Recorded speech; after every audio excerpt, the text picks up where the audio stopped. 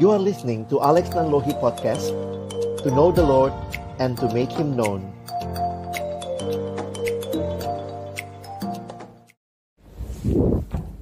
Selamat pagi teman-teman sekalian. Video tadi menggambarkan apa yang sudah kita bahas di dalam sesi-sesi sebelumnya. Tapi kemudian satu hal yang muncul dalam pikiran saya, apakah engkau dan dalam pergumulanmu meyakini bahwa Yesus satu-satunya jalan? Banyak orang Kristen tidak mengerti kekristenan, menganggap Yesus salah satu jalan. Oh, semua agama sama kok. Kalau begitu pemikiranmu, saya pikir kita harus clearkan lebih dulu bahwa kalau ada jalan keselamatan yang lain, maka sebenarnya Yesus bukanlah satu-satunya juru selamat. Tapi Alkitab mengatakan tidak ada seorang pun yang sampai kepada Bapa kalau tidak melalui aku. Ada yang bilang, kok Kristen sombong banget sih, ngaku satu-satunya jalan. Tapi saya pikir kalau memang cuma satu-satunya jalan, itu bukan sombong. Tapi itu berarti satu realita yang menjadi satu hal yang harus saudara dan saya yakini. Saya ketemu dengan orang lain, lalu kemudian Kiai bilang juga waktu itu, iya bang, kan semua agama sama. Semua agama sama menuju ke Tuhan. Saya bilang, Tuhan yang mana? Tapi ternyata banyak orang Kristen tidak menghayati kekristenannya, merasa Yesus hanyalah salah satu dari pilihan juru selamat yang ada. Kekristenan bicara Yesus satu-satunya jalan keselamatan.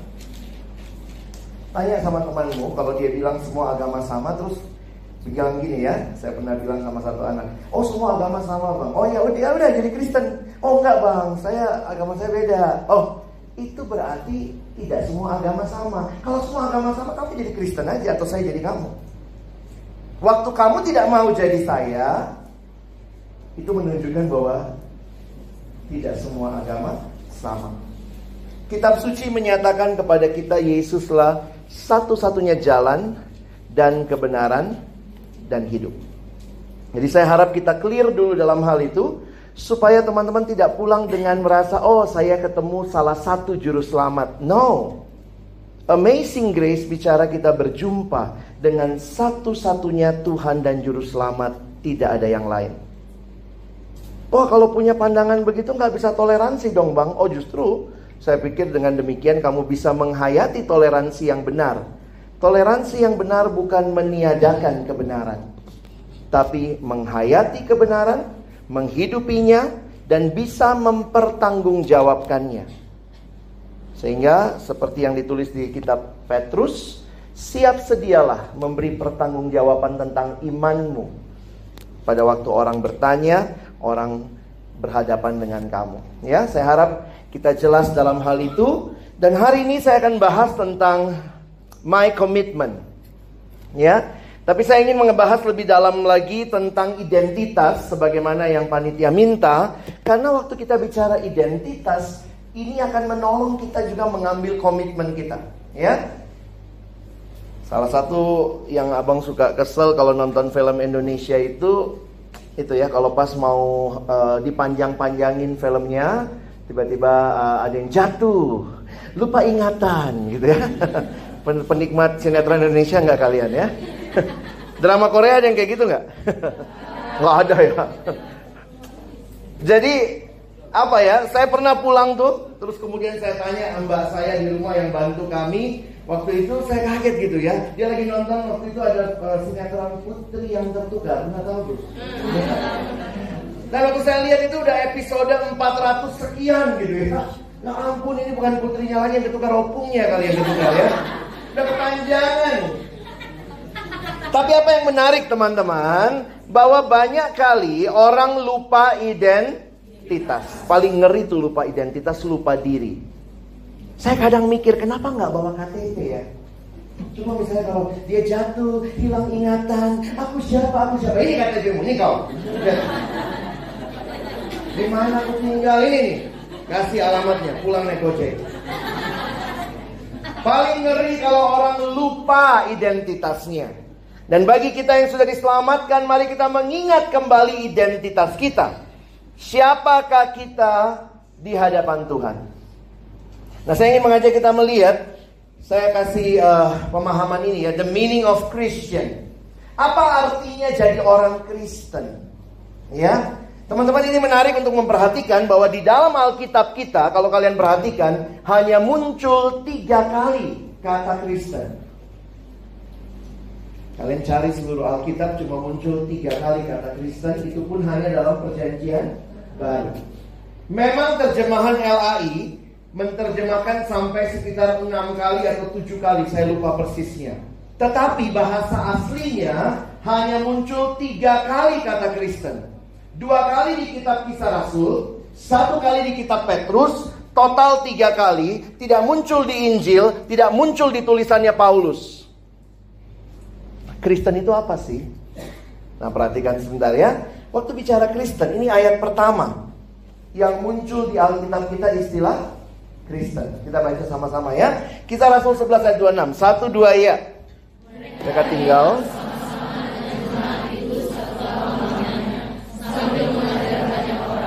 di Antiokhia lah, murid-murid itu untuk pertama kalinya. Di Antiokhia lah mereka pertama kali disebut Kristen. Perhatikan nanti ayat ini, yang kedua kali muncul di dalam Kisah Rasul 26 ayat yang ke-28. Ketika Paulus di hadapan Raja Agripa, Paulus masih sempat memberitakan Injil. Itu adalah padahal pengadilan sidang, tetapi dia memberikan jawab kepada Agripa, dan Agripa waktu itu sampai ngomong begini, hampir-hampir saja kau yakinkan aku menjadi orang Kristen. 1 kali lagi muncul di 1 Petrus 4 ayat 16. Kita baca ya, 1, 2 ya. Tetapi jika ia menderita sebagai orang Kristen, maka janganlah ia malu, melainkan hendaklah ia memuliakan Allah dalam nama Kristus itu. Apa artinya Kristen? Waktu saya perhatikan ini jadi menarik, teman-teman ya. Perhatikan beberapa fakta dari ayat yang pertama ini yang muncul. Perhatikan istilah yang muncul dan kalimatnya dalam bahasa aslinya itu nampaknya sesuatu yang diberikan kepada mereka, karena bentuknya pasif. Bukan mereka bilang kami Kristen, tetapi nampaknya ini diberikan oleh orang-orang yang melihat hidup mereka. Bahkan beberapa penafsir mengatakan nampaknya ini ejekan untuk orang-orang yang ikut Yesus. Ini bulian abad pertama. Begitu lihat orang itu, wah, ini orang-orang yang Kristen. Jadi mereka bukan memilih nama itu buat mereka, tapi memilih nama itu atau mereka diberikan nama itu oleh orang-orang yang lihat hidup mereka. Nah, menariknya begini teman-teman ya. Kristus itu apa sih? Kenapa disebut Kristen? Kalau bahasa Inggris kan Christian, ada ian belakangnya ya. Coba lihat di Alkitabmu, Kristus, buka di kamus di belakang. Nah, jarang-jarang buka kamus ya. Atau baru tahu, iya ada kamus ya bang. Aduh, yuk lihat di kamus. Makanya rajin-rajin bawa Alkitab cetak ya, karena di HP suci nggak ada tuh. Kitab suci ada, di HP suci nggak ada. Coba lihat Kristus. Ketemu? Oke. Itu adalah terjemahan Yunani dari kata Ibrani Mashiach atau Mesias. Bahasa Arabnya Al-Masih. Artinya yang diurapi oleh Tuhan. Jadi itu sebenarnya gelar Yesus Kristus. Berarti Yesus yang diurapi oleh Tuhan. Yesus Kristus, Yesus Mesias. Mesias yang diurapi oleh Tuhan. Perhatikan lebih lanjut. Yesus disebut Kristus karena dialah yang dipilih Allah menjadi penyelamat dan Tuhan. Akhirnya Kristus juga menjadi nama diri untuk Yesus. Jadi sebenarnya itu bukan marganya ya. Yesus marga ahado, Kristus bukan ya. Itu adalah sebutannya. Jadi kalau dibilang Yesus Kristus, berarti Yesus yang adalah Tuhan, yang adalah Mesias.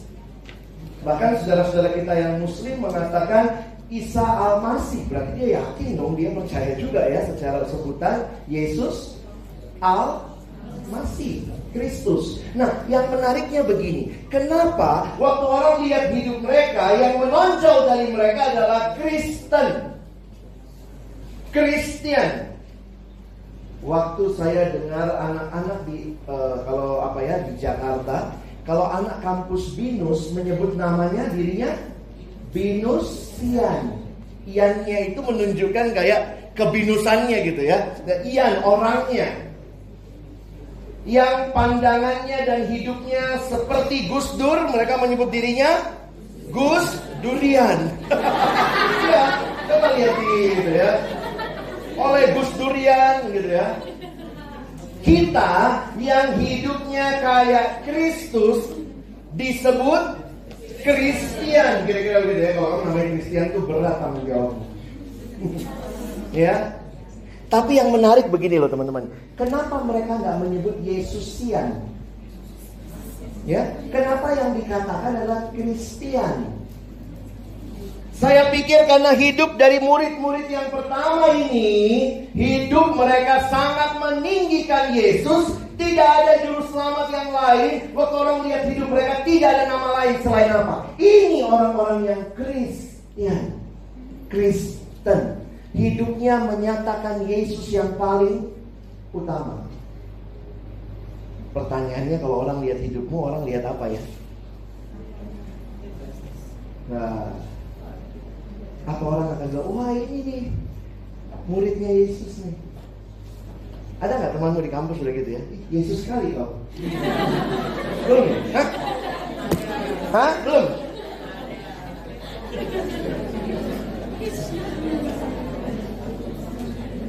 Sorry ya, kadang-kadang loh kita itu malah dijuluki, orang-orang menjuluki ya, dasar kau gitu ya.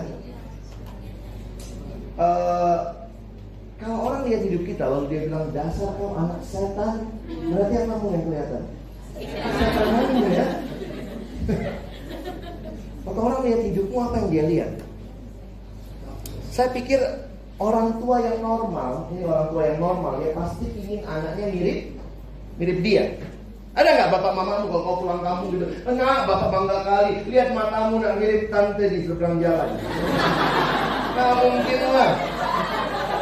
Lihat hidungmu nak, hidungmu kayak itu ya, tulang itu ya, siapa lagi ya, tulang belulang yang lewat-lewat misalnya. Jadi saya pernah nanya, ada nggak orang tua yang pengen anaknya mirip tetangga? Ya kalau tetangganya artis mau juga katanya bang. Tapi kan namanya orang tua, ini anakku. Kadang-kadang kalau jalan di mall sama bapak mama atau mungkin jalan kemana, lalu orang lihat, wah ini, terus bapak bilang ini anakku. Oh ya udahlah, nggak usah tes DNA, udah fotokopimu itu. Mirip, kemiripan itu jadi satu kebanggaan. Jadi waktu teman KTB kami melahirkan ya, itu anak pertama, waktu itu dia yang pertama menikah dari kami, lalu pas melahirkan itu suami istri teman KTB kami. Tapi tetap yang melahirkan istrinya waktu itu ya. Untuk kami besuk begitu ya.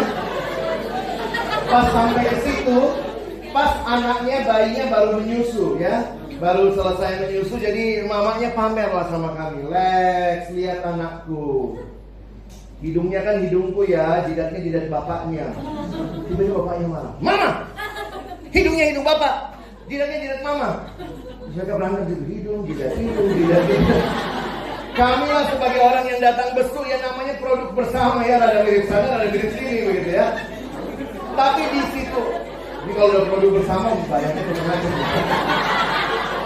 Tapi di situ saya sadar betul bahwa ternyata orang tua itu bangga sekali, ini anakku mirip aku. Kalau Tuhan lihat kamu, Tuhan bangga nggak ya? Tuhan dari surga ngaku, ini anakku itu, mirip kan?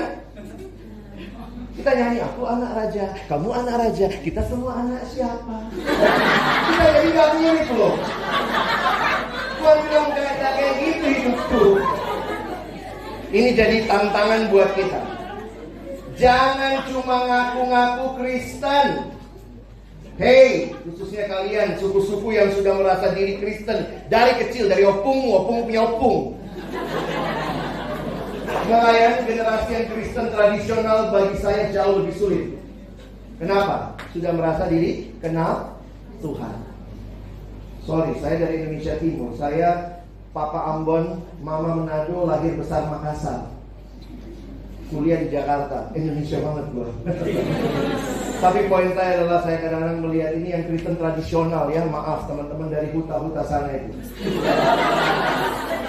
Kau yang dari timur, Papua, Ambon, Medan, Kupang dan sekitarnya yang merasa kayak Yesus dekat sekali sama hidupmu, tapi hidupmu tidak menunjukkan Yesus. Malu sama statusmu. Yesus suka minum-minum. Oh, Yesus juga mabok, Pak. Yesus suka judi. Yesus suka berbuat tidak senonoh. Kalau Yesus kuliah sekarang, Yesus suka nyontek nggak ya? Oh, Yesus suka titip absen. Kadang saya pikir, Tuhan, jangan sampai kami ini bukan mempermuliakanmu, kami hanya mempermalukanmu.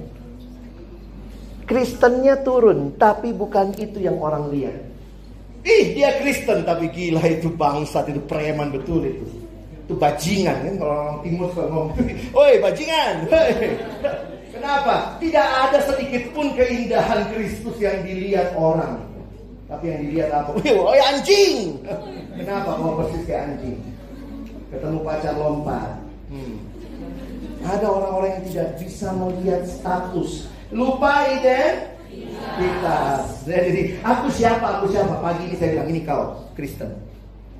Kalau kau tidak siap, lepas Kristennya. Kenapa? Kenapa kita boleh pakai nama itu, kita tidak tunjukkan siapa Yesus? Tapi kalau kita mau mengatakan, Tuhan terima kasih, kasih-Mu menyelamatkan aku. Kau satu-satunya Tuhan dan Juru Selamatku, karena itu kau kutinggikan. Dan biarlah orang lain yang lihat hidup, orang lihat betul Yesus yang dia tinggikan, Kristus yang dia muliakan. Perhatikan ayat di dalam 1 Petrus. Baca lagi ayat ini, hayati nama Kristus, 1-2 ya. Tetapi jika ia menderita sebagai orang Kristen,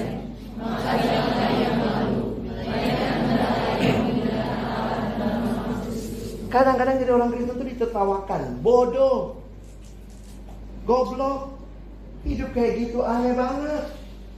Oh, laki-laki gak pernah hubungan seks, homo kau.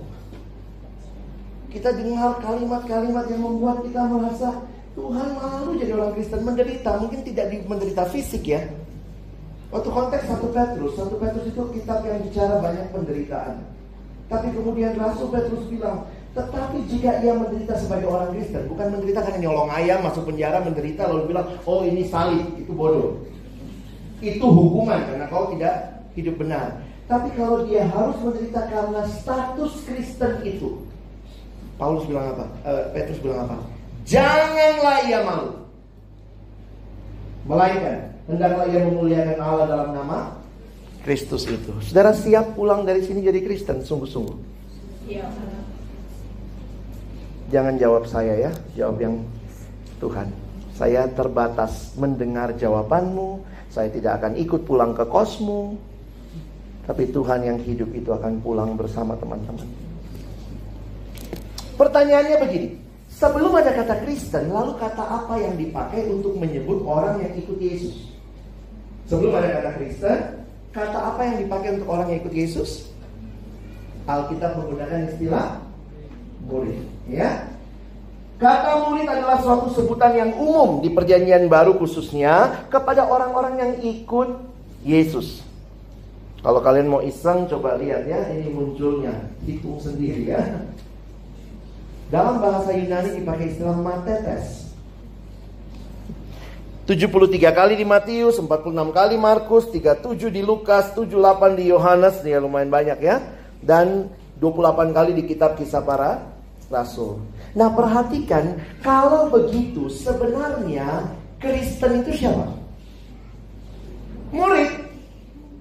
Makanya lihat gak ayatnya tadi, sorry ya, saya sambil mengajar di Antiokhia lah, murid-murid itu disebut. Jadi Kristen itu murid, murid itu Kristen.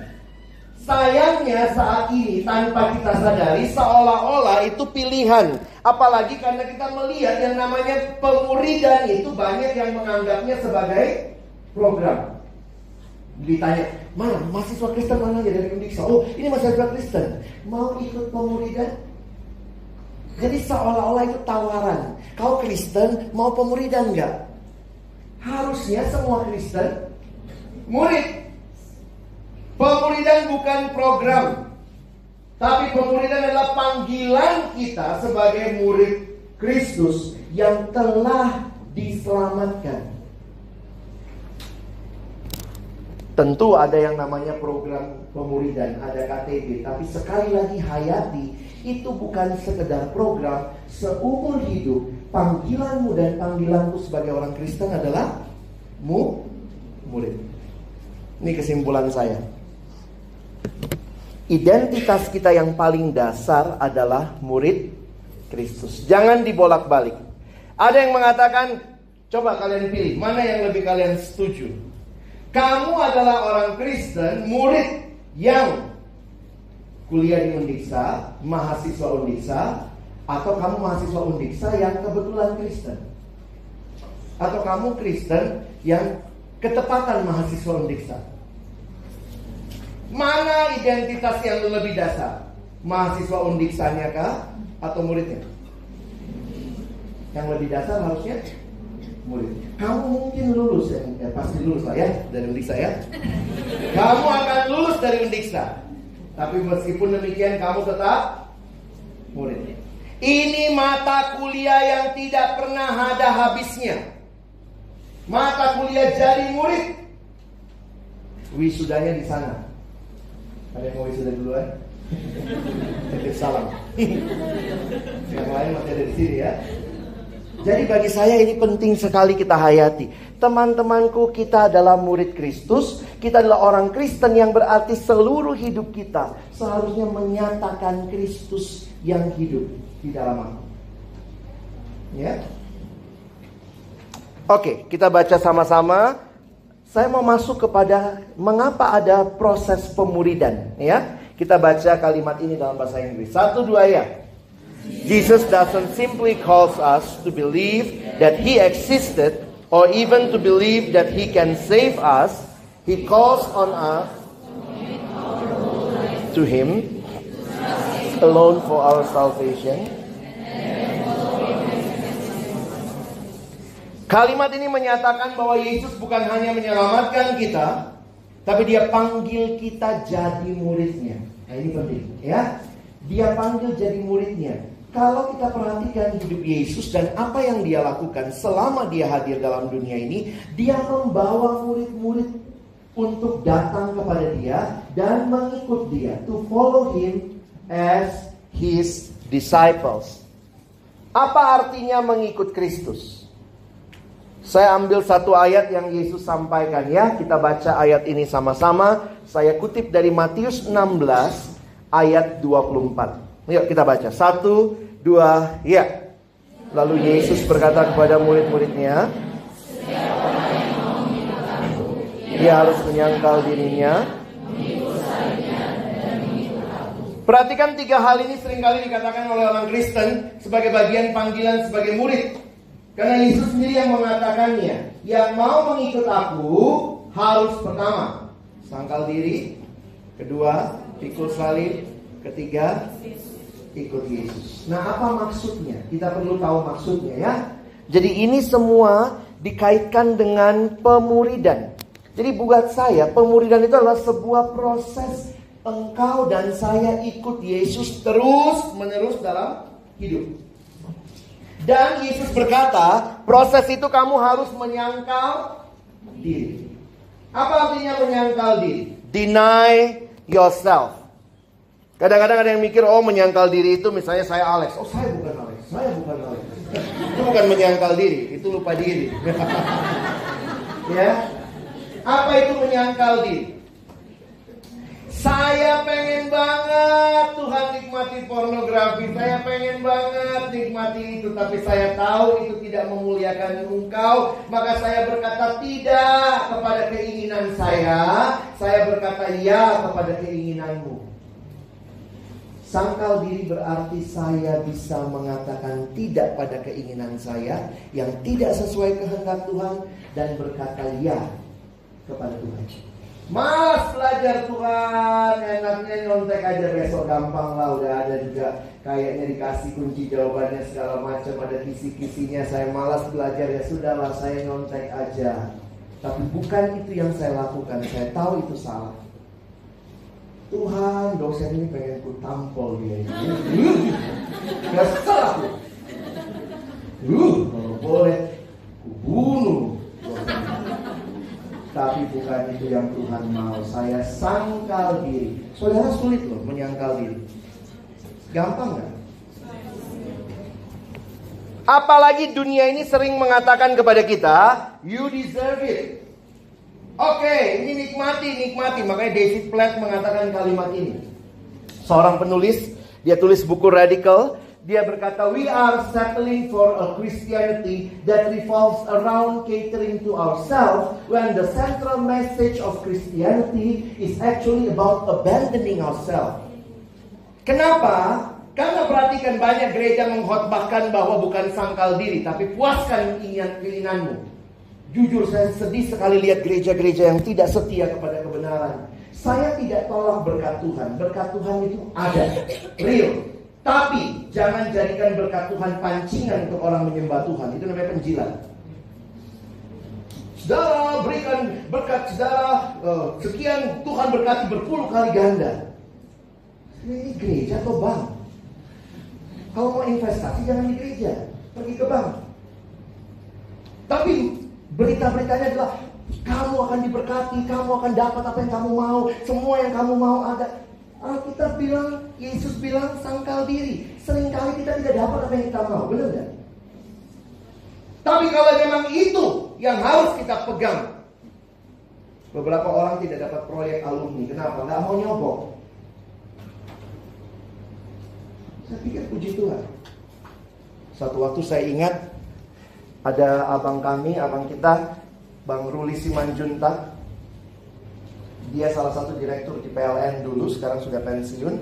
Waktu itu dia didatangin satu supplier. Datanglah, nyogok. Pak, enggak, kalau nyogok dia suruh keluar. Dia gak mau terima. Terus datang, nyogok terus. Enggak. Terakhir datanglah kayaknya salah satu pimpinan dari supplier itu. Memang bukan pemiliknya, tapi pimpinan itu datang dan ajak ketemu makan siang. Dan kalimatnya dia tanya begini sama alumni kita ini ya. Bapak itu kenapa sih gak mau terima aja Pak? Berapa sih harga Bapak? Bang Ruli berhenti makan lalu dia bilang gini, harga saya seharga darah Kristus. Kau tidak bisa bayar saya. Harga saya seharga darah Kristus. Karena Kristus sudah menyelamatkan dia tidak mau main seperti itu. Kalau mau kaya, pensiunan direktur, sederhana banget hidupnya. Kayak gak punya apa-apa. Orang bilang bodoh kau. Semua tanda tangan kau gak ikut tanda tangan. Enggak. Jadi waktu ditanya, berapa sih harga Bapak? Saya seharga darah Kristus. Kau tidak bisa bayar saya. Kau tidak bisa beli saya. Tiba-tiba orang itu nangis, saudara. Yang nyogok itu nangis. Ya Pak, saya juga Kristen Pak. Saya juga Kristen Pak. Tapi kok saya gak bisa kayak Bapak ya? Oh, banyak orang bukan menyangkal diri. Kalau kamu terbiasa jutek, kata Ibu Dorothy Marx, jutek itu maju dengan nyontek. Jangan heran kalau kau kerja nanti kau juplok, maju dengan amplop, tukang nyogok. Tolonglah ya Pak ya, tolonglah ya. Saya kadang-kadang mikir ngeri sekali. Banyak orang dan gereja-gereja tanpa sadar mengkhotbahkan, you deserve it. Kamu dapat apa yang kamu mau, berkati. Kamu puji Tuhan, Tuhan akan berikan semua yang kamu mau. Kok beda sama ajaran Yesus ya? Yesus bilang waktu kau menyembah aku, belum tentu kau dapat yang kau mau. Bahkan Petrus bilang, mungkin karena statusmu Kristen kau akan menderita. Sangkal diri penting. Jadi murid. Kalau nanti kalian udah KTB, sebagian saya dengar sudah KTB ya, sudah punya KTB. Aduh pengen kali aja temanku ngajak jalan-jalan. Aduh pengen banget jalan-jalan, tapi udah janji sama abang itu KTP. Sangkal diri. Udahlah kalau enggak abang itu ayo bang jalan-jalan juga. Abangnya mesti belajar sangkal diri ya. Dan ini yang sangkal diri bukan cuma yang dipimpin, tapi juga pemimpinnya. Boleh nggak jalan-jalan? Boleh juga, tapi ada waktunya kan. Ayo bahas bahan ini, baca dulu, dipersiapkan, baca Alkitab saat teduh. Butuh sangkal diri. Mau jadi murid? Siap sangkal diri. Yesus tidak menjanjikan keindahan mengikut dia seolah tidak ada masalah. Ayo ikut aku, semua akan dapat berkat. Itu mungkin pendeta. Yesus bilang, ikut aku, sangkal diri. Ada berkat, ada. Tapi banyak berkat kita nikmati ketika kita menyangkal diri.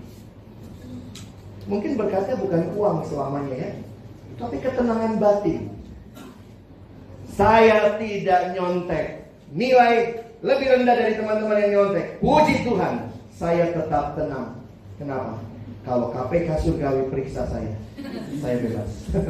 Yang lain-lain kalau KPK surgawi datang, mampus kau. Saya kadang-kadang pikir, kita tuh hidupnya di hadapan Allah ya, bukan di hadapan sesama saja. Sesama akan lihat kita, tapi bagi saya jauh lebih penting Allah lihat hati kita. Ya. Yang kedua apa? Oh sorry, ini kesimpulannya dulu ya. Yuk kita baca, 1, 2 ya. Menyerahkan kendali hidup sepenuhnya kepada Tuhan yang sesungguhnya. Bukan aku tuannya, tapi Yesuslah tuannya. Yang kedua, pikul salib. Numpang tanya, waktu Yesus ngomong ini, Yesus sudah disalib belum? Ini baru Markus 16. Matius tadi ya. Matius 16. Yesus sudah disalib? Belum. Pertanyaannya tentang pikul salib, banyak orang Kristen pikir cuma Yesus satu-satunya yang mati disalib ya. Enggak ya. Hukuman penyalipan itu ditemukan oleh bangsa Sumeria. Kira-kira 200 tahun sebelum Yesus lahir, bangsa Romawi mengadopsi hukuman penyaliban untuk jadi hukuman mati bagi kerajaan Romawi. Tapi kalau kalian perhatikan sejarah, yang dihukum salib hanya warga negara non-Romawi. Kalau kamu warga negara Romawi, maka hukuman matinya dipenggal. Mana lebih enak? Disalib apa dipenggal? Sama-sama mati. Tapi kayaknya lebih manusiawi yang dipenggal kan? Karena hukuman penyalipan itu bisa tergantung secara sadar hidup-hidup sampai mati pelan-pelan. Bisa 1 minggu kalau dia kuat. Makanya jangan heran, Yesus disalib kan masih ngobrol tuh ya. Dan kalau dia asik dia disalib bisa alisan ya. Saya kalau bayangkan begini loh teman-teman. Lihat ya. Tuhan Yesus orang Yahudi, bukan warga negara Roma. Makanya matinya di salib. Paulus sejarah mencatat Paulus orang Yahudi tapi warga negara Romawi. Makanya sejarah gereja mencatat Paulus matinya di penggal. Jadi ternyata hukuman penyalipan itu ada satu tambahan, bukan hanya untuk hukuman mati, tetapi untuk mempermalukan bangsa lain. Makanya orang Romawi memberlakukan hukuman penyalipan hanya untuk warga negara non-Romawi. Dan waktu itu banyak orang yang disalib. Jadi bukan cuma Yesus. Waktu Yesus aja berapa yang disalib sampingnya? Ada 2 lagi kan? Nah, jadi ternyata waktu saya pelajari, orang yang disalib akan memikul salibnya sendiri menuju tiang penyalipan. Makanya dalam sejarah ada kemungkinan dikatakan yang dia pikul, ini bisa perdebatannya, apakah yang dia pikul itu tanda tambahnya salib yang ini ya, atau mungkin cuma palang yang horizontal. Karena ini sudah ada di bukit-bukit penyalipan. Silakan nanti kalian bisa cari sendiri. Makanya kalau lihat film Yesus ada beda-bedanya. Versi ini cuma palang. Ini yang namanya, kalau yang sejajar ini namanya patibulum. Patibulum itu yang di-carry. Tapi tetap bagi saya itu kan kayu, coy. Benar nggak? Mau coba besok masuk kampus Unisa pikul salib.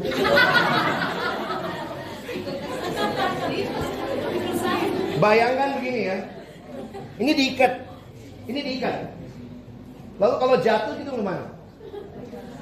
Gak bisa nahan kan? Makanya saya pikir film Passion of the Christ yang paling menggambarkan Yesus yang disalib. Sebelum film Passion of the Christ, itu Yesusnya ganteng-ganteng, disalib pun masih keren. Gitu ya. Passion of the Christ, ya Allah, mukanya itu udah hancur gitu ya. Karena hampir pasti itu yang lebih tepat. Poinnya apa teman-teman?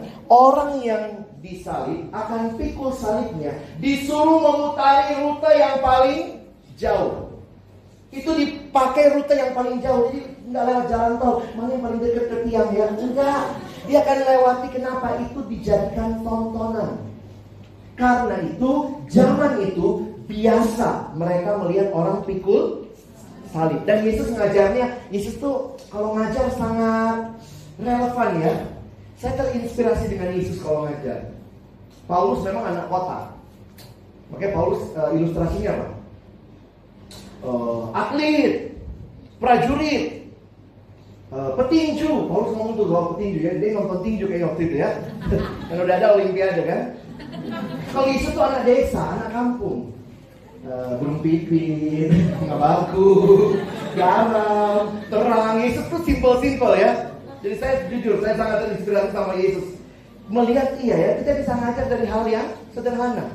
Jadi Yesus mungkin murid-muridnya kan, kau lihat itu yang pikul salib, ya, mau ikut aku kayak gitu. Muridnya udah tahu, oh orang yang pikul salib artinya apa? Tujuannya cuma satu, kemana? Ke tiang penyaliban. Itu adalah single minded. Orang yang pikul salib, orang yang siap mengikut dengan sepenuh hati. Orang yang pikul salib, orang yang siap menderita dan bahkan mati. Nggak ada orang lagi pikul salib, ih mendung, jemuran di kos, pulang dia. Nggak ada. Pikul salib itu no turning back. Makanya ada lagu ya. I have decided to follow Jesus. I have decided to follow Jesus. I have decided to follow Jesus. No turning back, no turning back. Gak bisa balik-balik gitu ya. Lagi pikul salib, hai. Bukan selebriti saudara. Bahkan pada waktu itu dikatakan, sebelum dia pikul salib dia akan disesah. Itu yang memang membuat hancur luar biasa. Makanya kalau kalian lihat filmnya, disesah itu dia dibungkukkan ke satu tempat itu ya, lalu dicambuk, dan cambuk Romawi itu tajam-tajam. Ya, begitu dicambuk, dagingnya pasti terkuat. Kenapa? Itu harus dilakukan mendahului penyaliban. Bayangkan kalau lagi segar bugar disalib. Habis fitness ya, itu salib ya. Ya ampun, itu matinya bisa 2 minggu kali. Ya. Makanya caranya, waktu saya pelajari salib itu ngeri banget loh teman-teman ya. Mungkin kita ketawa-tawa lihat di salib. Nah sebenarnya di salib itu biasanya logikanya orangnya telanjang. Makanya beberapa ahli mengatakan ya, Yesus karena di gereja ditutupin ya, tapi mungkin aslinya telanjang. Lalu kemudian orang itu akan dipaku. Hampir pasti dipakunya bukan di pergelangan, di telapak tangan. Ini tulang rawan semua. Kalau dia tertarik ke bawah, tembus ini. Jadi kemungkinannya di pergelangan. Oke. Ini menurut penyelidikan yang dilakukan oleh Lee Strobel dalam bukunya The Case for Christ. Jadi di pergelangan tangan. Lalu sebenarnya disalib itu, di tiangnya ini kalau disalib begini orang melorot saudara. Makanya di dalam sejarah ada tempat duduk kecil di sini. Ada dudukan supaya tidak merosot ke bawah. Makanya ada juga yang menuliskan ini mungkin diikat. Jadi walaupun ini lalu dia tergantung, dan itu kalau dari atas itu diberdirikan. Saudara bisa bayangkan kaki juga dipaku, maka orang yang disalib itu dia biasanya posisinya begini. Ya. Karena susah untuk lurus, karena seluruh berat badan tertarik ke bawah. Dan kalian bisa bayangkan, untuk ambil nafas saja susahnya luar biasa. Kita itu bisa bernafas dengan gampang karena diafragma kita rata. Waktu tergantung begini, diafragmanya nggak rata. Itu ngambil nafas sulit sekali. Harus dorong tubuh ke bawah, bertumpu di dudukan kecil, bertumpu, dorong ke atas supaya lurus dadanya, ambil nafas terus jatuh lagi. Itu bisa berkali-kali. Bayangkan punggung yang sudah jadi bubur habis disesah, tergesek di kayu yang kasar, dan matahari Palestina yang sangat panas, kena keringat luka-lukanya. Saya nggak bisa bayangkan itu, teman-teman. Makanya untuk ngomong pun sebenarnya dituliskan, biasanya orang yang disalib akan memaki-maki yang menyalibkan. Jadi dari salib itu masih ngajar kalau mau gitu ya. Tapi Yesus keluar 7 kalimat yang tidak ada kutukan, tapi doa dan permohonan kepada Allah sampai selesai. Ya Bapa, dalam tanganmu kuserahkan nyawamu. Pasti waktu Yesus ngomong, mau ikut aku? Itu loh, salib itu loh. Itu tujuan akhir. Makanya orang disalib itu biasanya untuk mempercepat hukuman mati, apa yang dilakukan? Bukan ditusuk. Salah satu yang dilakukan untuk mencegah atau mempercepat hukuman kematian, kakinya dipatahkan. Karena kalau sudah patah, dia nggak bisa lagi dorong tubuhnya ke atas. Tapi puji Tuhan ya, Yesus sudah mati sebelum kakinya dipatahkan. Masih ingat 2 penjahat itu? Waktu dicek, udah mati belum nih? Makanya itu, Yesus tuh menggenapkan. Saya kalau bahas nubuat itu bilang tidak ada satupun tulangnya yang dipatahkan. Dan apa yang dituliskan? Mereka cek, ini mati beneran apa enggak? Mereka tusuk lambungnya pakai tombak. Itu untuk membuktikan udah mati atau tidak.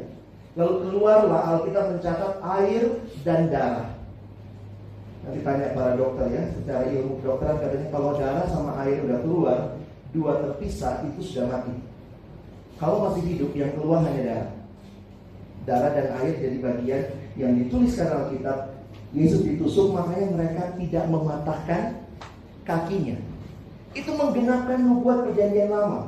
Kalau orang bilang Yesus cuma salah satu juru selamat, baca Alkitab baik-baik. Kau akan kagum sekagum-kagumnya. Banyak sekali nubuat itu kayak siapa ngomong di masa lalu, kejadiannya persis. Apa kalimatnya? Jubahnya akan diundi. Nggak pernah ada dalam logika orang Romawi kalau habis, jadi mereka punya kepercayaan superstitious juga ya. Kalau mereka habis menyalibkan orang, maka orang itu bisa menghantui mereka. Apa yang dilakukan? Baju orang itu mereka akan bagi-bagi di antara mereka. Itu kebiasaannya. Baginya dibagi, kau dapat tangannya kah, kau dapat apanya. Tapi perhatikan, jubah Yesus dikatakan sangat indah, sangat mahal, jubah ungu. Karena itu mereka tidak menyobeknya, tidak membaginya. Mereka membuang undi atasnya. Itu menggenapkan lagi perjanjian lama.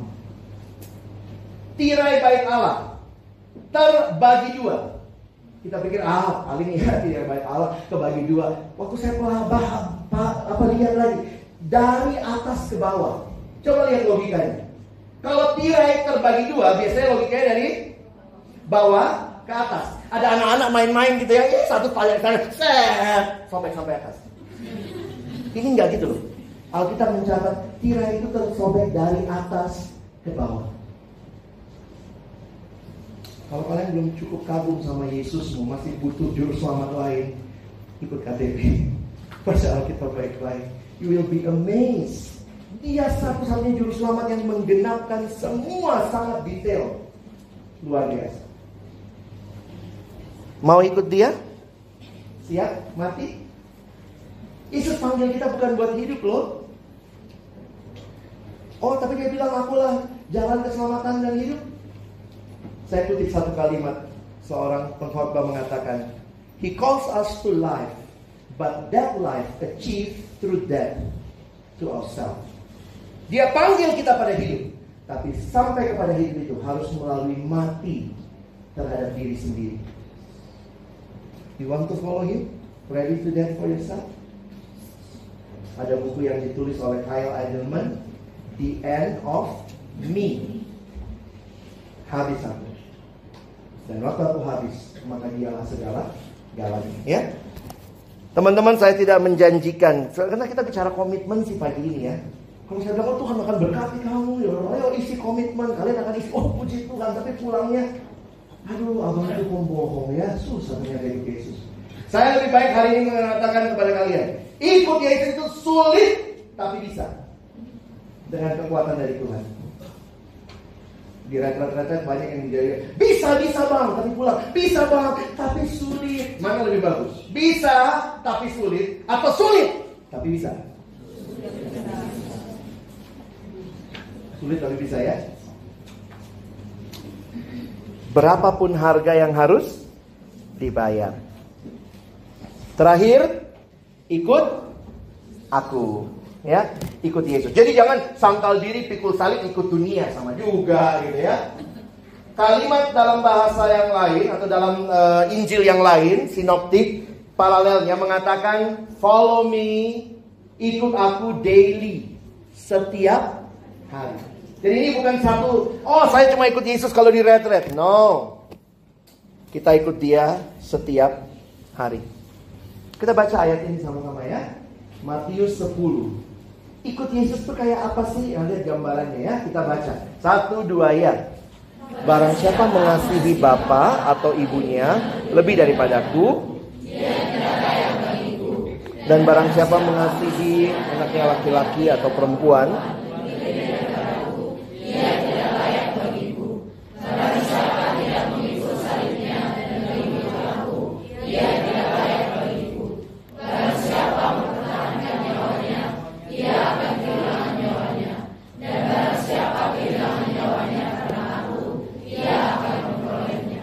saya terkesan waktu baca ayat ini ketika sampai dikatain ini, barang siapa mempertahankan nyawanya, ia akan kehilangan nyawanya.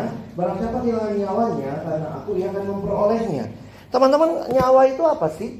Kalau kita bicara misalnya, pernah ditodong? Oh, pernah ditodong nggak? Belum. Kau yang nodong? Iya. Orang kalau ditodong itu katanya apa? Apa pertanyaannya? Hidup atau mati? Atau harta atau nyawa? Saya sampai sekarang bingung loh. Kalau ditanya ini maksudnya apa? Jadi kalau saya jawab harta, dia ambil nyawa, kayak gitu. Gimana sih? Coba kalau ditodong ya. Saya kalau pasti ditodong, harta atau nyawa? Sebentar dulu kamu. Kita diskusi dulu. Maksudnya apa? Kalau saya jawabnya apa? Kenapa? Apa pengertiannya ya? Kalau pilih nyawa kasih harta. Kalau nyawa harta atau nyawa? Terus kalau saya atau bang atau dikritikin kalau bang ngerti. Oke lah, orang kalau datang pasti mau harta. Kalau dia mau nyawamu dari tadi dia udah tikam kau. Ya, jadi jangan diskusi, kasih aja. Tapi ini kalimatnya menarik. Sekarang abang tanya nih, mana lebih berharga menurutmu, harta atau nyawa? Nyawa. Betul. Nyawa berharga ya? Harta? Harta bisa dicari, nyawa?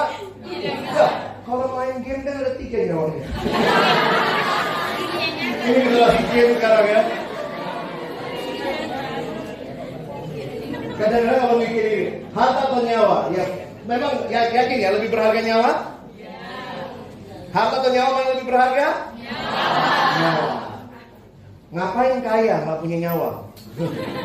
Itu hotel siapa punya? Dia punya. Itu gunung, oh dia punya juga, di baru beli kemarin. Itu helikopter dia punya juga. Itu mobil, semua mobil dia punya. Dia mana? Mati tadi pagi. Punya harta, nggak punya nyawa, sedih ya. Saya punya nyawa, nggak punya harta juga sedih. Punya nyawa, nggak punya harta. Nah, makanya makanan kami yang secukupnya ya. Oke, jadi buat kamu yang lebih berharga adalah nyawa, setuju ya? Sampai orang rela kehilangan harta supaya nyawanya selamat. Kalau lagi sakit begitu ya, pergi cari dokter apapun, pokoknya yang penting nyawanya selamat. Sampai habis-habisan uang, yang penting nyawanya selamat. Nah pertanyaannya, kalau harta sama nyawa lebih penting, nyawa, sekarang jawabnya dalam hati saja, biar gak malu ya, dalam hati saja. Mana lebih berharga, nyawamu atau Yesus?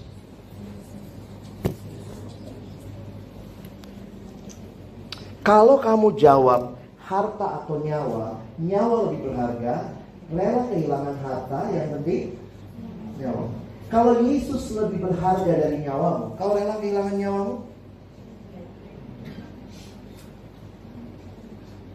Saya waktu pelajari ini, saya pikir Yesus ini lebih gila dari ISIS. Kau mau ikut aku? Aku lebih berharga dari nyawamu. Tunggu dulu, diskusi dulu Tuhan. Maksudnya apa?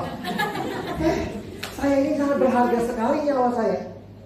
Loh, ini kalimat Alkitab loh. Saya kaget waktu merenungkan ini. Yesus mau orang yang ikut dia menempatkan Yesus lebih berharga bahkan dari nyawamu sendiri.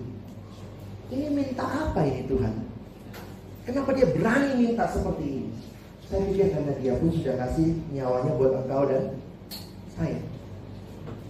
Karena dia sudah kasih nyawa buat kita, dia tidak punya atau dia berhak minta nyawa kita. Kita lihat simulasinya sebentar ya. Kita baca satu bagian Alkitab, nanti saya jelaskan lebih jauh soal ini. Lukas 14, ayatnya dari depan. Kalian lihat ya. Pada suatu kali banyak orang berduyun-duyun mengikuti Yesus. Kalau banyak orang berduyun-duyun itu berapa banyak? Ya banyak ya. Berapa banyak nggak tahu. Berduyun-duyun. Yesus, Lukas 14, Yesus makin populer tuh. Orang banyak datang.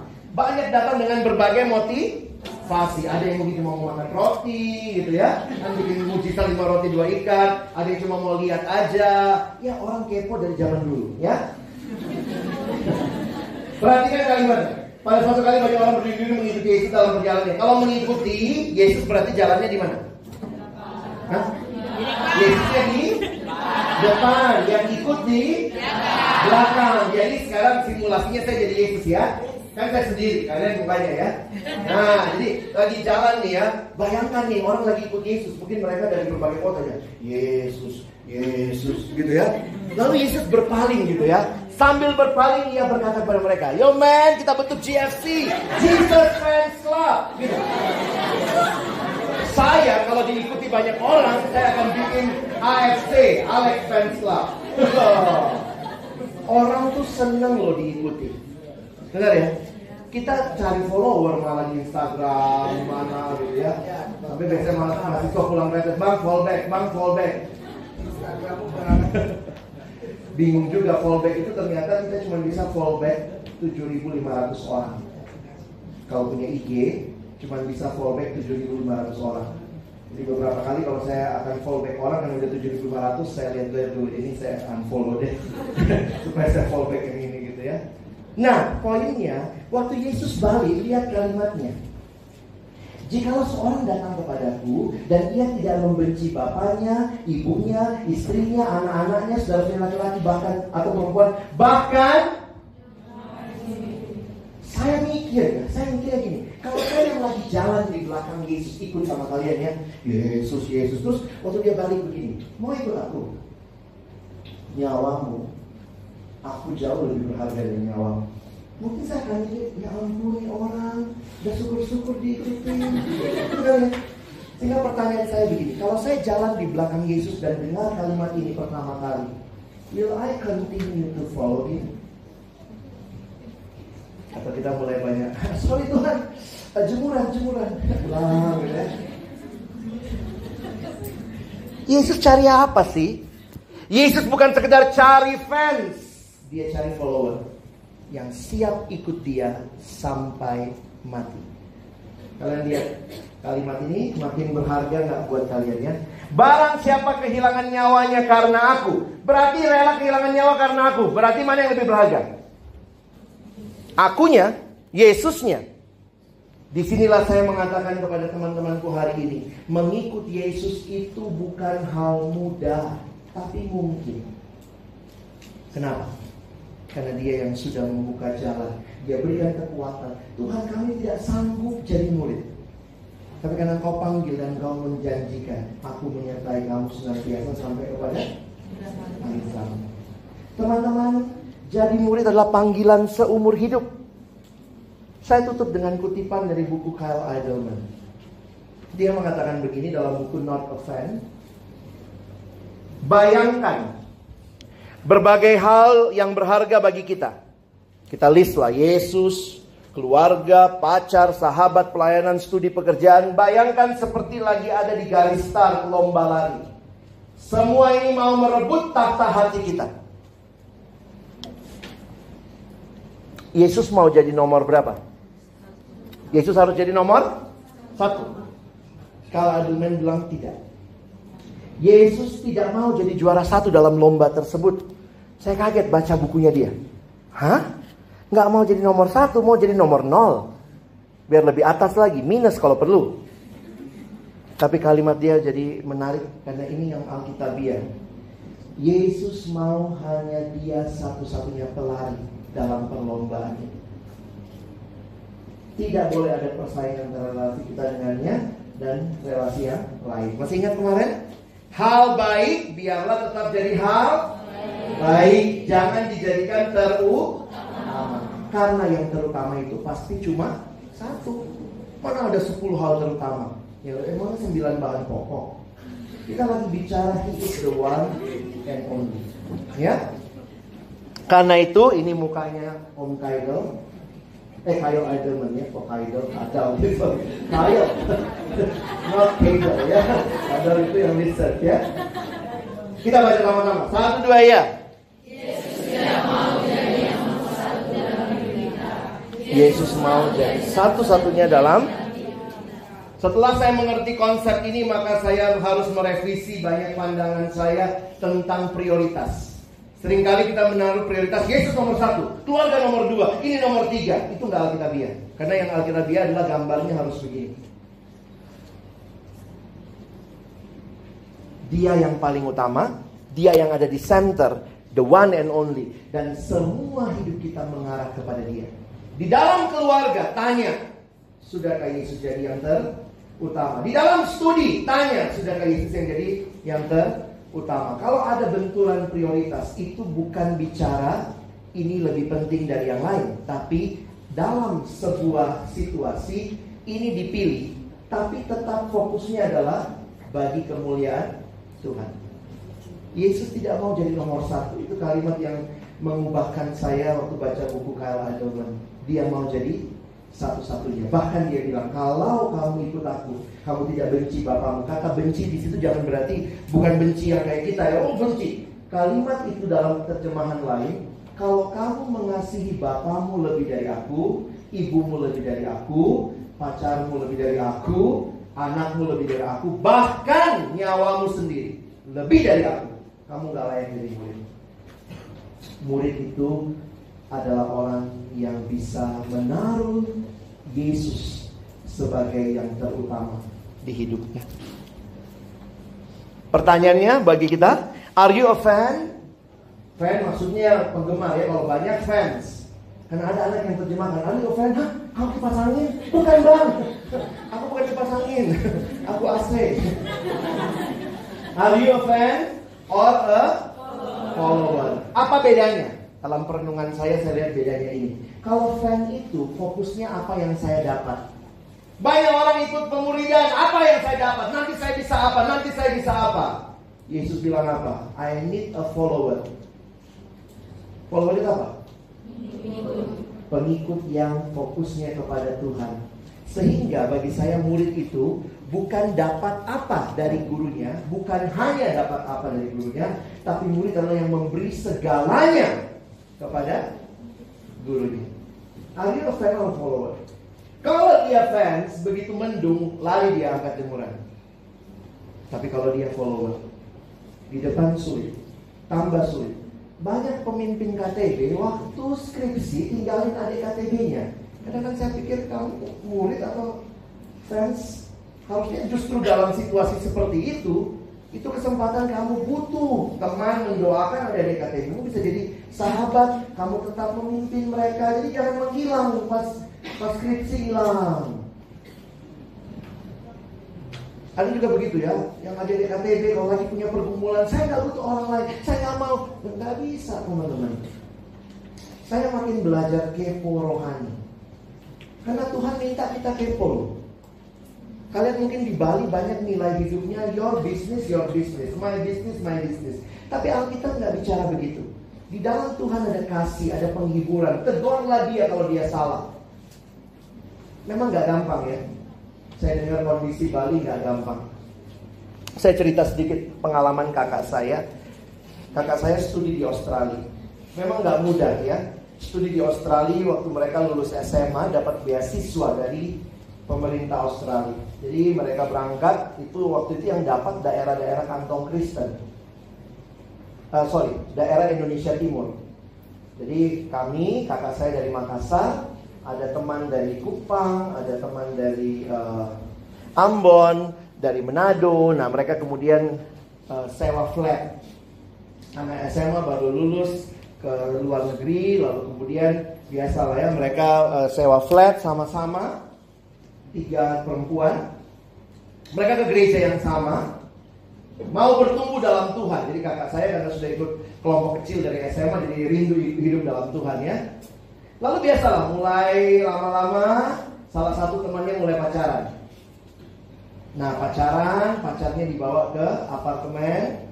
Awalnya ya ngobrol-ngobrol di luar ya, di ruang tamu. Lama-lama pacaran kok masuk kamar. Mulai masuk kamar. Akhirnya mereka merasa sebagai sesama anak Tuhan. 2 temannya, kakak saya dan temannya satu lagi berkata, kami mesti ngomong. Tapi itu kan privasi orang, apalagi di luar negeri, kita kan bebas. Jadi memang waktu yang dikasih tahu juga nggak terima awalnya.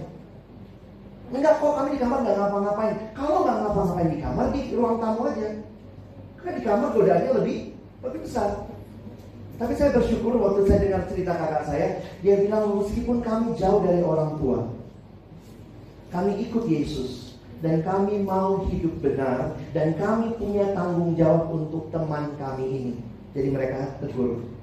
Soal dia dengar nggak dengar itu nomor 2 ya, tapi mereka berani menegur. Jadi memang kadang-kadang nggak gampang teman-teman ya. Kita pikir ya itu privasi orang. Itu bukan privasi, kalau itu wilayah kekristenan. Itu tanggung jawab. Melihat saudara jatuh, tanggung jawabmu. Doakan dia. Belum bisa ngomong, doakan dia. Minta Tuhan kasih kesempatan bicara dan nyatakan kebenaran. Saya belajar itu dari senior saya, Bapak Tadius Gunadi. Dia bilang kalau kita Kristen pun sudah ambil nilai dunia. Nilai yang berkata urusanmu, itu nilai dunia. Itu bukan nilai Alkitab. Kalau kamu mau jadi komunitas yang membangun, bersedia diintervensi diri. Seperti yang saya cerita kemarin ya, satu anak, Kak tolong saya pornografi, kasih password laptopnya. Kak privacy, mau ditolong nggak? Iya Kak, buka, sekarang buka, hapus. Kadang-kadang kita mau hidup kudus, nggak mau berjuang, tidak butuh komunitas, mau sendiri, nggak bisa. Tuhan sudah tetapkan kau butuh sahabat, karena itu Tuhan ciptakan. Kalimat pertama di Alkitab, tidak baik, muncul di Kejadian 2:18. Tidak baik kalau manusia itu seorang diri. Setelah semua dicipta, baik, sungguh amat baik. Tiba-tiba Kejadian 2, tidak baik. Apa yang tidak baik? Kalau manusia seorang diri. Terus kita sekarang mau hidup seorang diri. Saya gak butuh persekutuan, gak butuh gereja, gak butuh kakak pembimbing. Saya sama Tuhan aja. Tuhan bilang itu tidak baik kau sendiri. Banyak orang menyangkali kemanusiaannya. Jadi saya sangat berharap kita serius dengan kekristenan kita. Memang gak mudah ya. Saya bilang sama adik-adik gitu ya, mungkin gimana kalau ada teman bawa pacar ke kamarnya. Saya bilang ya kalau dia Kristen paling tidak kita punya tanggung jawab. Gimana tanggung jawabnya bang? Ya apalah kau lakukan lah. Dalam nama Yesus keluar kalian berdua. Gitu ya. Wah, setan aja kita usir. Kenapa setan kita berani usir, yang begitu gak berani? Sorry to say ya, kadang-kadang kita lemah, memang lemah. Kak, tapi kalau dia bukan seiman sama kita ya oke. Kalau dia bukan seiman, tanggung jawab kita mungkin doakan dan sharing Injil sama dia. Minta kesempatan itu. Tapi kalau dia anak Tuhan, itu tanggung jawabmu. Apalagi kalau satu kampung sama-sama, satu brutal tambah brutal, ketuk kamarnya dalam nama Yesus. Tapi jangan kau masuk juga, saya ikutan. Kau judi ya, dalam nama Yesus saya mau ikut juga, kawan. Ya. Saya harap kita serius dengan komunitas ya. Kenapa? Jangan jadikan komunitas ini tempat di mana kita saling menerima sampai lupa menegur. Oh udahlah, kayaknya dia salah, tapi sudahlah, daripada nanti gak enak sama dia. Makanya setiap kali saya ke gereja saya nyanyi Kidung Jemaat ya, saya suka nangis kalau lagu itu ya. Tuhan, ku bila hati kawanku terluka oleh tingkah ujarku. Tapi bait-bait berikutnya menyatakan bahwa memang kita punya relasi dan di dalamnya ada tanggung jawab. Ayat hafalan saya waktu SMA salah satunya Yesaya 3:18 kalau saya nggak salah itu. Jika saudaramu berbuat dosa dan kamu tidak memperingatkan dia dari jalan hidupnya yang jahat, maka kamu yang nanggung. Saya takut sekali waktu baca ayat itu dari Tuhan, saya mau jadi sahabat yang baik. Oke? Kemarin kita bicara ya, bangun cinta ya. Tapi Tuhan kemarin kita banyak bicara vertikal. Sekarang yang horizontal. Apa yang Tuhan berikan? Ada sarana pemuridan ya.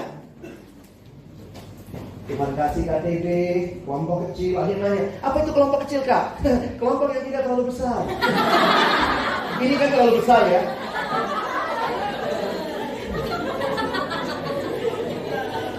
Kalau kami di Jawa banyak pakai istilahnya, di Jakarta pakai istilahnya kelompok kecil, KK. Oh PKK, pemimpin kamar kecil, kelompok kecil, kamar kecil ya. Nah, kelompok yang ada orang-orang yang mau bersama-sama berjalan menjadi murid. Ada yang memimpin sebagai mentor, ada yang dipimpin. Kalian di kampus mungkin ada persekutuan atau di kota, kita punya kesempatan bersekutu. Itu cara Tuhan. Selain memang gereja lokal, kalian saya harap punya gereja lokal yang menolong kalian untuk bertumbuh. Oke? Kristen itu murid. Murid itu sangkal diri, pikul salib, ikut Yesus. Dan sekarang kesempatan. Doakan sungguh-sungguh, ambil komitmen. Kalau Tuhan gerakkan, saya mau dimuridkan. Saya mau masuk dalam KTB. Saya mau terlibat di kampus. Kalau kamu punya beban, saya juga mau melayani siswa. Kita lagi bangun pelayanan siswa di Singaraja. Apa mau butuh tim tuh? Yuk bangun sama-sama. Siapa yang menyerahkan diri? Tuhan, saya waktu SMA dilayani. Saya juga mau melayani. Mari kita ambil waktu ini untuk berdoa sebelum kita mengisi komitmen ya. Tidak usah dilihat dulu lembar komitmennya. Ambil waktu ini untuk berdoa secara pribadi.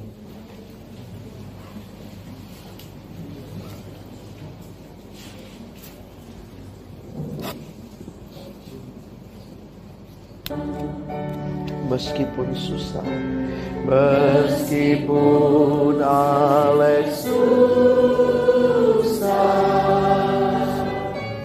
menderita dalam dunia, ikut Yesus sampai selama-lamanya. Sampai selama-lamanya. Tuhan, dengarkan pengakuan kami. Kami yang lemah ini Tuhan, kami tahu seringkali komitmen itu begitu sulit kami pegang. Tapi kami pulang dengan Tuhan yang kuat, Tuhan yang menyertai, Tuhan yang membimbing, Tuhan yang memberikan kami komunitas, Tuhan yang memberikan kami persekutuan, Tuhan yang memberikan kami KTB, Tuhan yang memberikan orang-orang yang berjalan bersama kami di dalam hidup yang mau taat kepada Tuhan. Ini doa kami Tuhan, kami mau ikut Engkau sampai selama-lamanya. Meskipun susah, meskipun menderita. Mungkin kami dicemooh, kami dianggap aneh, kami dibilang orang-orang yang tidak punya hidup yang nikmat. Tapi kami mau ikut Tuhan sampai selama-lamanya. Terima kasih Tuhan. Tolong kami, bukan cuma jadi pendengar firman yang setia. Jadikan kami pelaku-pelaku firman. Dalam satu nama yang kudus, nama Tuhan Yesus Kristus, kami bersyukur. kami berdoa. Amin. Silakan duduk. Dalam waktu tenang ini, ambil lembar komitmen yang kalian dibagi di awal. Ada 2 bagian. Satu buat kalian, di bagian yang atas kalian bisa keep buat kalian. Bagian bawahnya kalian tulis lagi, kalian sobek. Itu akan dikumpul. Ada abang kakak yang akan mendoakan keputusanmu dan juga akan memfollow up. Ada yang belum dapat lembar komitmen boleh angkat tangan. Yang belum dapat lembar komitmen boleh angkat tangan. Baik, abang kasih waktu sekitar 3 menit ke depan. Secara tenang, tidak usah bicara kiri kanan. Kalau tidak ada alat tulis, angkat tangan. Saya harap abang kakak di belakang bisa bagikan kalau ada alat tulis ya.